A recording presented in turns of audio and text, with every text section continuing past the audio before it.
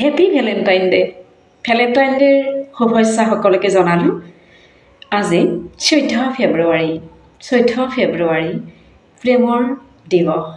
প্ৰেমৰ দিৱস হিচাপে পালিত 14 ফেব্ৰুৱাৰীৰ গুৰুত্ব ইতিহাসত আছে আৰু সেইকাৰণেই ভেলেণ্টাইন ডে পালিত হৈ আহিছে। ভেলেণ্টাইন ডে কি উপলক্ষে আৰু ইয়াৰ আঁৰত কোন আছে, মই সেই ষ্টৰীটোলৈ নাই যোৱা। মাত্ৰ মই বিশেষ অকণমান কথাৰ বাবে আজি এই ভিডিঅ'টো কৰিছোঁ। সকলোকে মোৰ ফালৰ পৰা, সকলো প্ৰেমিক আত্মাক আৰু প্ৰেমিক অন্তৰক মই মোৰ ফালৰ পৰা অভিনন্দন জ্ঞাপন কৰিছোঁ। কিয়নো এতিয়া প্ৰেমৰ অভাৱতেই সকলো অসুখ। আমি যিমানবোৰ অসুখ অনুভৱ কৰোঁ মাত্ৰ প্ৰেমহীনতাৰ বাবে সেই অসুখ। আমি প্ৰেমহীনতাৰ বাবে যি অসুখ অনুভৱ কৰোঁ, আমি সেই অসুখবোৰ কিয় হয়, মাত্ৰ সেই প্ৰেম কিয় আমি অনুভৱ কৰিব নোৱাৰোঁ। এই স্বৰ্গীয় অনুভূতি, প্ৰেম এক স্বৰ্গীয় অনুভূতি, যি আমাক শান্তি দিব পাৰে, য'ত আমি সুখ অনুভৱ কৰিব পাৰোঁ। কিন্তু প্ৰেমৰ সেই সুখ আৰু শান্তি লাভৰ যি নমুনা, যি আৰ্হি, এতিয়া বাৰু আমি সেইখিনি পাওঁনে? আমি সেই ধৰণৰ প্ৰেমৰ মাজত জানো আমি এতিয়া থাকিব পাৰিছোঁ, বা আমি তেনেধৰণৰ প্ৰেম বাৰু দেখোঁনে? কাৰণ এতিয়াতো সকলো সময়তে মানুহ ইমানেই ব্যৱহাৰিক, ইমান প্ৰেক্টিকেল যে প্ৰেমৰ কোনো মূল্য নাই।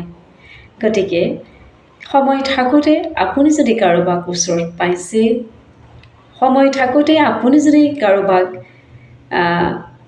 কিবা এটা ক'ব বিচাৰিছে, সময় থাকোঁতেই কোনোবা এখন প্ৰেমিক অন্তৰ যদি পাইছে, সেই অন্তৰখনক যদি আপোনাৰ কিবা ক'বলগীয়া আছে, তেন্তে কিয় নক'ব? আৰু আপুনি নিশ্চয়কৈ কওক। কাৰণ যান্ত্ৰিকতাৰ এই দিনত মানুহ ইমান বেছি এতিয়া ব্যস্ত হৈ পৰিছে যে একেগৰাকী মানুহকে আপুনি দ্বিতীয় দিনা কথা এষাৰ ক'বলৈ হয়তো লগেই নাপাব। গতিকে প্ৰেমৰ এই বিশেষ দিনটোত আপুনি যাক ভাল পায় ক'ব পাৰে, আপুনি প্ৰেমৰ উপলব্ধি কৰিব পাৰে। দীপালী বৰঠাকুৰ আৰু নীলপৱন বৰুৱাৰ প্ৰেমৰ যিটো কাহিনী এবাৰ মনত পেলাওকচোন। এবাৰ সোণৰ খাৰু নালাগে মোক মনলৈ লৈ আহকচোন সেই গীতটোৰ স্ৰষ্টাগৰাকী আৰু তেওঁৰ আঁৰত থকা এগৰাকী ব্যক্তি, নীলপৱন বৰুৱা। আপোনালোকে মনত পেলাওক। হয়, ইয়াৰ এক ইতিহাস আছে। প্ৰেম তেনেকুৱাই হ'ব লাগে যদি আমি কাৰোবাক ভাল পাওঁ। কিন্তু এই ভাল পোৱা আমি বিচাৰি পাবলৈ টান হয়। মাত্ৰ ভাল পাবলৈ, মাত্ৰ প্ৰেমৰ বাবে আপুনি কাৰোবাৰ আত্মাৰ কথাখিনি শুনক। আপুনি ব্যস্ত জনজীৱনত দ্বিতীয় দিনালৈ নৰব। যদি আপুনি কাৰোবাৰ প্ৰতি আকৰ্ষণ অনুভৱ কৰিছে, প্ৰেম অনুভৱ কৰিছে, আপুনি উপলব্ধি কৰিছে, তেওঁক ক'ব বিচাৰিছে, কৈ দিয়ক। হয়, এতিয়া প্ৰেমহীনতাৰ বাবে মানুহৰ বহুত ৰোগ, আৰু প্ৰেমহীনতাৰ বাবে মানুহে অস্বাস্থ্যত ভুগিছে। মানুহ দিনেই দিনে অস্বাস্থ্যকৰ পৰিৱেশত বসবাস কৰিবলৈ লৈছে। গতিকে প্ৰেম স্বৰ্গীয় বস্তু।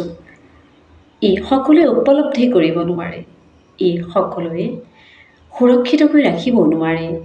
গতিকে আপুনি যেটা অনুভৱ কৰিছে, সেই অনুভৱ আপুনি, সেই উপলব্ধি আপুনি সাদৰেৰে, মৰমেৰে গ্ৰহণ কৰক বা কাৰোবাক দিয়ক। হয়, শৰীৰে আত্মা নাইবা প্ৰেমৰ আকুল হৃদয়ৰ কথা মই ক'ব যোৱা নাই, কিন্তু মই এইটো কথাই ক'ব গৈছোঁ, আপুনি যাৰ প্ৰতিয়ে প্ৰেম বিভিন্ন হ'ব পাৰে। এখন ঘৰত থকা সকলো মানুহৰ প্ৰতি কাৰোবাৰ প্ৰেম থাকিব পাৰে, ভাল পোৱা থাকিব পাৰে। আপুনি সেই ধৰণৰ প্ৰেমৰ কথাই যদি আপুনি উপলব্ধি কৰিছে, তেন্তে আপুনি তাৰ জীৱৰ প্ৰেমৰ বাবে যিখিনি দৰকাৰ সেইখিনি আপুনি কৰিব লাগিব। কাৰোবাক ভাল পোৱাটো বা কাৰোবাক কাৰোবাৰ প্ৰতি প্ৰেমৰ আকৰ্ষণ অনুভৱ কৰাটো ইমান সহজো নহয়, কাৰণ তাৰ লগত ধৈৰ্য লাগিব, তাৰ লগত সততা লাগিব, তাৰ লগত শুদ্ধতা লাগিব, তাৰ লগত স্পষ্টবাদিতাও লাগিব, তাৰ লগত আৰু বহুত কিবা কিবি লাগিব। Happy Valentine day. মই পুনৰ কৈছোঁ, প্ৰেমিক সকলো হৃদয়ক মই মোৰ অন্তৰৰ পৰা প্ৰেমৰ এই দিৱসটোত পুনৰবাৰ আপোনালোকে সুখী থাকক বুলি কৈছোঁ, কাৰণ প্ৰেম জনমে জনমে, প্ৰেম সদায়ৰ কাৰণে, আৰু প্ৰেম আছে বাবে পৃথিৱীখনত মানুহ এতিয়াও আছে, জীৱ জন্তুৱেও এতিয়াও বাচি আছে। গতিকে ক'ৰবাত নহয় ক'ৰবাত আমাৰ অন্তৰত প্ৰেম নাইকিয়া হৈ যোৱা নাই, তাক উপলব্ধি যদি কৰিছে সেইখিনি সযতনে ৰাখক। Happy Valentine day. পুনৰ কৈছোঁ, মোৰ ভিডিঅ'টো সামৰিছোঁ।